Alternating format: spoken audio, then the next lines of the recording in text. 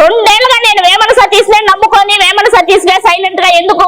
Telugu Desam party బలిసనం కాకూడదు, బయటికి రాకూడదు, పబ్లిక్ లోకి రాకూడదు, మీకు బ్యాడ్ నేమ్ వస్తుందని దగ్గర 2 నెలలు కావస్తుంది. అప్పుడు దాకా నేను వేమన సతీష్ గారిని అడిగిన, కానీ నాకు ప్రయోజనం లేదు.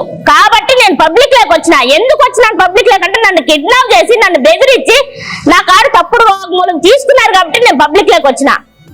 నేను పబ్లిక్ లోకి వచ్చి కూడా 2 నెలలు అవుతుంటే ఇంకా ఎందుకు మీరు స్పందించలేదు? చెప్పండి, ఎందుకు స్పందించలేదో చెప్పండి.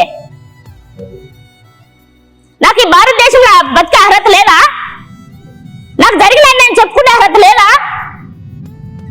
చెప్పండి సార్. ఒకవేళ లేదనుకుంటే నాకు చావుకు పర్మిషన్ లెటర్ పెట్టుకుంటా, నాకు చచ్చిపోయేదానికి పర్మిషన్ ఇవ్వండి, హ్యాపీగా చచ్చిపోతా. ఈ కర్మ ఈ బాధ నేను ఇంకా నేను భరించలేను సార్. నేను పోరాడి 2 ఏళ్ల నుంచి పోరాడుతున్నా. మీ ఆఫీస్ దగ్గరకు వచ్చి నాకు చచ్చిపోవడానికి నాకు పర్మిషన్ ఇవ్వండి సార్, దయచేసి ప్లీజ్. అదొక్కటన్నా హెల్ప్ చేయండి సార్. డబ్బులు అంటే ఎట్లా ఇవ్వలేదు కదా, ఇప్పలేదు కదా, కనీసం పర్మిషన్ లెటర్ పెట్టుకుంటాను, నాకు పర్మిషన్ ఇవ్వండి సార్. చచ్చిపోవడానికి పర్మిషన్ ఇవ్వండి సార్. ఎందుకంటే మేము ఊర్లోకి పోయినా అప్పులు చేసుకొని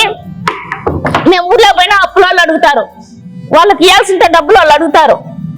ఇల్లు కూడా మేము ఇల్లు కూడా వాళ్ళకు రిజిస్టర్ చేసినాం, దాన్ని కూడా ఇసిపెట్టుకోలేని పరిస్థితిలో ఎక్కడున్నారు సార్? మేము ఇల్లు కూడా ఇసిపెట్టుకోలేని స్థితిలో ఎక్కడున్నారు చెప్పండి సార్? ఎక్కడున్నారు? మేము మిమ్మల్ని నమ్ముకునే దానికి, తెలుగుదేశం పార్టీ నమ్ముకొని సేవ చేసిన దానికి ఇదా సార్ మాకు ఇచ్చే బహుమతి? మీరు సరే సార్, మీ ఆఫీస్ దగ్గరగా వస్తా, నాకు న్యాయం చేస్తారా? న్యాయం చేయండి. లేదులేమ్మా, నీకు న్యాయం చేసే అధికారం మా దగ్గర లేదు. మేము వేమన సతీష్ గారిని దండించలేము, ఆయన పెద్ద ఇది, ఆయన మమ్మల్ని పొడుస్తాడు కాలుస్తాడు అని అనుకున్నా అంటే మీరు కూడా అతను భయపడుతుంది అనుకుంటే చెప్పండి. చావుకు పర్మిషన్ చచ్చిపోతా హ్యాపీగా, మీ పుణ్యమాని. ఒక ముఖ్యమంత్రిగా ఉండి, ఒక మంత్రులుగా ఉండి, అనిత గారు ఒక పోలీస్ డిపార్ట్మెంట్ పెద్ద అధికారిగా ఉండి మీరు అతన్ని దండించలేకుండారా?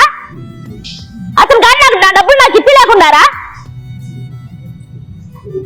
సరే, ఆయన కోసం మా కోసం తిరిగినాడు, అగసాట్లు పడినాడు, తీసుకో, ఒక 50 లక్షలు తీసుకో, మా డబ్బులు మాకు ఇచ్చేయండి.